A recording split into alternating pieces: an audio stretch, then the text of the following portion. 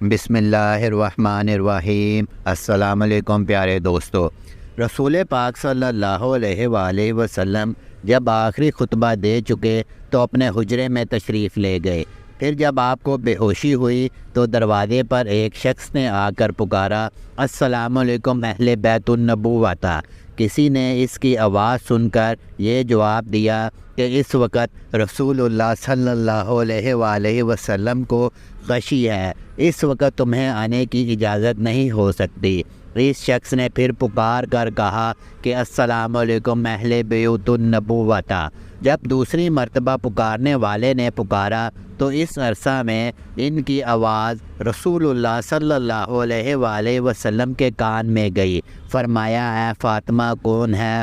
عرض کیا کہ ایک شخص گھر میں آنے کی اجازت مانگتا ہے اور آپ صلی اللہ علیہ وآلہ وسلم پر چونکہ بے ہوشی کا غلبہ ہے اس لیے ہم نے اسے اندر آنے کی اجازت نہیں دی۔ فرمایا، اے فاطمہ تمہیں نہیں خبر کہ یہ کون کھڑا اجازت مانگ رہا ہے؟ یہ گھروں کو ویران کرنے والا، قبروں کو آباد کرنے والا، بچوں کو یتیم کرنے والا، عورتوں کو بیوہ بنانے والا، دوست کو دوست سے چھڑانے والا ملک الموت ہے، جلدی آنے کی اجازت دے دو۔ جب حضرت فاطمہ رضی اللہ تعالیٰ عنہ نے سنا کہ ملک الموت آئے ہیں تو بے ساختہ رو پڑی، ہائے مدینہ آج ویران ہو جائے گا، یا اللہ تیرے رسول صلی اللہ علیہ وآلہ وسلم تو آج جا رہے ہیں، یہ ملک الموت ان کو لینے آئے ہیں۔ ادھر ملک الموت مکان میں آئے، ادھر رسول اللہ صلی اللہ علیہ وآلہ وسلم بے ہوش ہوئے۔ حضرت فاطمہ رضی اللہ تعالیٰ عنہ نے فرمایا، رسول اللہ صلی اللہ علیہ وآلہ وسلم آج آپ کو کیا ہوا؟ پھر بہت روئی۔ تب آپ صلی اللہ علیہ وآلہ وسلم کو ہوش آیا۔ فرمایا کہ اے فاطمہ اتنا نہ رو، کیونکہ آپ کے رونے کے ساتھ آسمان کے فرشتے اور حاملان عرش روتے ہیں۔ رسول اللہ صلی اللہ علیہ وآلہ وسلم نے اپنے ہاتھ سے فاطمہ رضی اللہ تعالیٰ عنہ کے آنسو پونجے اور فرمایا، ان قریب سب سے پہلے اے فاطمہ تو مجھ سے آن ملے گی۔ پھر ملک الموت سے فرمایا، اے ملک الموت اس وقت حضرت جبرائیل علیہ السلام کہاں ہیں؟ عرض کیا، رسول اللہ صلی اللہ علیہ وآلہ وسلم اس وقت وہ 7ویں آسمان پر ہیں۔ آسمان کے ملائک حضرت جبرائیل علیہ السلام کو تعزیت دے رہے ہیں کہ اے جبرائیل علیہ السلام آج تمہاری رسالت ختم ہوئی، آج تمہارا قرآن پہنچنا بھی تمام ہوا۔ اگر جناب محمد رسول صلی اللہ علیہ وآلہ وسلم وفات پا گئے تو جبرائیل علیہ السلام بھی دنیا سے گئے۔ اتنے میں حضرت جبرائیل علیہ السلام آئے اور کہا کہ اللہ تعالیٰ نے آپ صلی اللہ علیہ وآلہ وسلم کو سلام فرمایا ہے اور آپ کا مزاج پوچھا ہے۔ فرمایا کہ اے جبرائیل علیہ السلام اس عالم میں میرے لیے کیا تیار کیا گیا ہے؟ عرض کیا کہ حضرت دوزخ ٹھنڈی ہوئی، جنت آراستہ کی گئی، حور و ملائک آسمان پر آپ صلی اللہ علیہ وآلہ وسلم کے منتظر ہیں، رضوان جنت دروازہ کھولے آپ کا انتظار کرتا ہے۔ فرمایا، اے جبرائیل علیہ السلام بتاؤ میری امت کے لیے کیا حکم ہے؟ فرمایا کہ جس کے ہونٹوں میں جان رہ جائے گی وہ بھی اگر دل سے توبہ کر لے یا توبہ کے لیے ہونٹ ہلائے گا تو بھی 1000 برس کے گناہ معاف ہو جائیں گے، اور جس نے توبہ کی اس کو آپ اپنی شفاعت سے بخشوائیں گے، آپ جس کی شفاعت فرمائیں گے وہ بخشا جائے گا، آپ غم نہ کھائیں۔ اتنے میں ایک اور فرشتے نے حاضر خدمت ہونے کے لیے اذن طلب کیا۔ رسول اللہ صلی اللہ علیہ وآلہ وسلم نے فرمایا کہ جبرائیل علیہ السلام یہ کون ہے؟ عرض کیا کہ یہ حضرت اسماعیل علیہ السلام فرشتہ ہے، آسمان دنیا کا داروغہ ہے۔ جس دن سے اس نے آپ کو معراج کی شب میں دیکھا ہے آپ کے جمال کا عشق ہوا ہے۔ آج اسے معلوم ہے کہ رسول اللہ صلی اللہ علیہ وآلہ وسلم وفات پائیں گے۔ اس نے جناب باری میں عرض کیا کہ الہی مجھے ایک مرتبہ اپنے نبی پاک صلی اللہ علیہ وآلہ وسلم کی زیارت ان کی زندگانی میں کرنے کا موقع عنایت فرمائے۔ یہ فرشتہ رب العزت سے اذن لے کر حضور پاک صلی اللہ علیہ وآلہ وسلم کی زیارت کرنے حاضر ہوا۔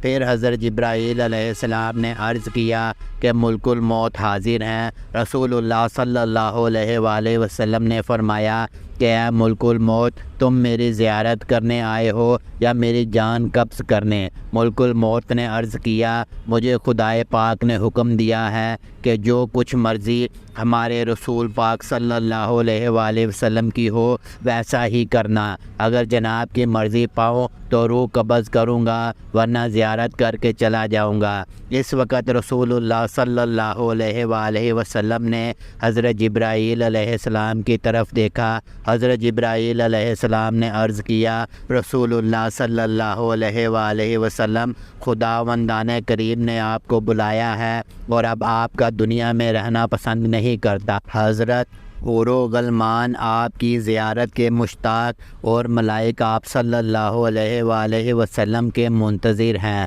رسول اللہ صلی اللہ علیہ وآلہ وسلم کو ثابت ہوا کہ اب اللہ کو یہی منظور ہے کہ دار فنا کو چھوڑوں اور دار بقا کو اختیار کروں۔ فرمایا کہ اچھا میری ازواج کو سامنے بلاؤ۔ سب بیویاں حاضر ہوئیں۔ فرمایا کہ دیکھو تم صبر کرنا اور تقوی اختیار کرنا، اپنے گھروں سے باہر نہ نکلنا۔ حضرت ام سلمہ رضی اللہ تعالیٰ عنہ نے عرض کیا کہ رسول اللہ صلی اللہ علیہ وآلہ وسلم کا کیا حال ہے؟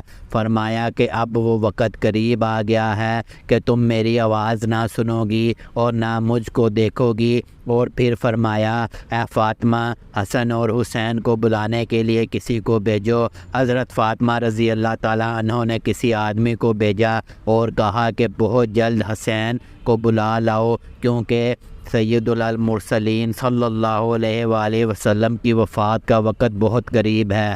وہ شخص حضرت حسن اور حسین رضی اللہ تعالیٰ عنہ کو بلانے گیا اور کہا کہ جلدی چلو، تمہیں تمہارے نانا حضرت محمد صلی اللہ علیہ وآلہ وسلم نے بلایا ہے۔ حضرت حسن رضی اللہ تعالیٰ عنہ نے فرمایا کہ اتنی جلدی کیوں ہے؟ کیا ہمارے نانا جان کا آخری وقت ہے؟ کیا آپ وفات پائیں گے؟ گھبرائے ہوئے حاضر ہوئے۔ رسول اللہ صلی اللہ علیہ وآلہ وسلم نے ان کو اپنے پاس بٹھا کر ان کے سروں پر ہاتھ پھیر کر فرمایا کہ میری امت کے ظالم تم پر ظلم کریں گے۔ حضرت فاطمہ رضی اللہ تعالیٰ عنہ نے عرض کیا کہ حضرت اگر ان پر ظلم ہوگا تو یہ آپ صلی اللہ علیہ وآلہ وسلم کے بعد کس کو کہیں گے؟ رسول اللہ صلی اللہ علیہ وآلہ وسلم نے فرمایا کہ اللہ کافی ہے۔ حضرت حسن اور حسین رضی اللہ تعالیٰ عنہ آپ کی وفات کی باتیں سن کر روئے۔ ان کی آواز سے جو مجمع صحابہ کرام رضوان اللہ تعالیٰ علیہ اجمعین کا حجرہ شریف کے چاروں طرف جمع تھا رونے لگا۔ اے جبرائیل علیہ السلام، رسول اللہ صلی اللہ علیہ وآلہ وسلم کے بعد آپ کی امت کا کون رکھوالی ہوگا؟ یہ سن کر آپ صلی اللہ علیہ وآلہ وسلم بھی روئے۔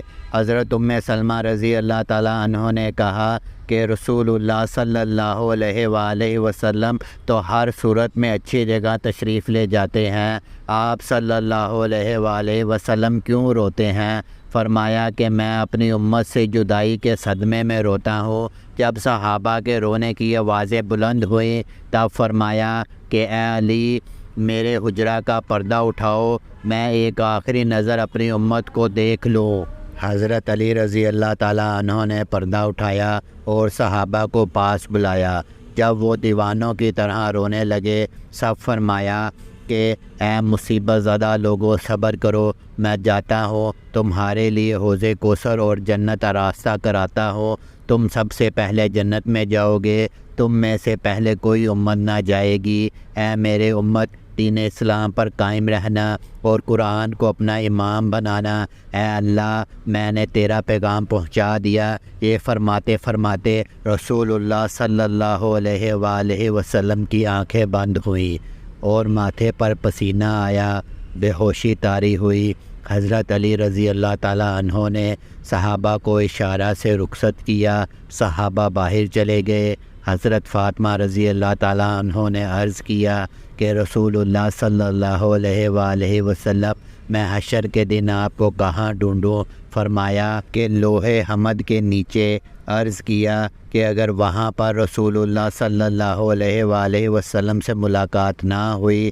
فرمایا کہ حوض کوثر پر۔ اگر وہاں بھی نہ ہوئی تب میزان عدالت کے پاس جہاں امت کے اعمال تولے جائیں گے، نہیں تو پل صراط پر میں وہاں جہنم کے کنارے پر کھڑا امت کی سلامت گزر جانے کی دعا کرتا رہوں گا۔ جب رسول اللہ صلی اللہ علیہ وآلہ وسلم سب کی وصیت سے فارغ ہوئے، فرمایا اے ملک الموت، مجھے اپنے رب کی ملاقات کا شوق ہے، اب تم جس کام کے لیے آئے ہو وہ کام کرو۔ رسول اللہ صلی اللہ علیہ وآلہ وسلم نے روح قبض کرنے کی اجازت مرحمت فرمائی۔ ملک الموت نے روح قبض کرنا شروع کی۔ موت کی تکلیف سے رسول اللہ صلی اللہ علیہ وآلہ وسلم کی پیشانی پر پسینہ آیا، سکرات کی تکلیف شروع ہوئی۔ فرمایا اے اللہ، موت کی بڑی سخت تکلیف ہے، الہی تو ہی موت کی تکلیف آسان کرے گا۔ مٹی کے پیالے میں پانی بھروا کر رکھو۔ موت کی گھبراہٹ میں گھڑی گھڑی پانی میں ہاتھ ڈالتے، وہ ہاتھ منہ پر پھیرتے اور فرماتے اے اللہ مجھے اپنے پاس بلا لے۔ فاطمہ رضی اللہ تعالیٰ عنہ نے کہا کہ حضرت آج آپ کو بہت تکلیف ہے۔ فرمایا اے فاطمہ، جب میرا انتقال ہو جائے تو کہنا انا للہ و انا الیہ راجعون۔ پھر آپ صلی اللہ علیہ وآلہ وسلم کو نزی کی تکلیف زیادہ ہوئی تو حضرت جبرائیل علیہ السلام روئے اور اپنا منہ پھیر لیا۔ رسول اللہ صلی اللہ علیہ وآلہ وسلم نے فرمایا لوگوں دیکھو، نماز کی حفاظت کرنا۔ یہ فرما کا پھر یا رب امتی یا رب امتی کہتے کہتے جان سینے تک سمٹ آئی تھی، نیچے کے جسم کی جان نکل چکی تھی، مگر امت گنہگار کا کلمہ منہ پر جاری تھا۔ حضرت جبرائیل علیہ السلام نے فرمایا کہ اللہ تعالیٰ فرماتا ہے کہ ہم آپ کی امت پر 1000 درجہ آپ سے زیادہ مہربان ہیں۔ اے نبی صلی اللہ علیہ وآلہ وسلم، آپ اپنی امت کو میرے سپرد کر کے موت کی تکلیف کو آسان کیجیے۔ یہ سن کر فرمایا اب میرا دل ٹھنڈا ہوا۔ یک بیک گردن مبارک کا مہرہ ایک طرف کو مائل ہوا اور روح مبارک آسمان کی طرف پرواز کر گئی۔ امید ہے کہ ویڈیو آپ کو پسند آئی ہوگی۔ ویڈیو پسند آئی ہے تو چینل کو سبسکرائب کر لیں اور کمنٹ سیکشن میں استغفر اللہ لکھنا مت بھولیں۔ ملتے ہیں اگلی ویڈیو میں، تب تک کے لیے اللہ حافظ، اللہ نگہبان، پاکستان زندہ باد۔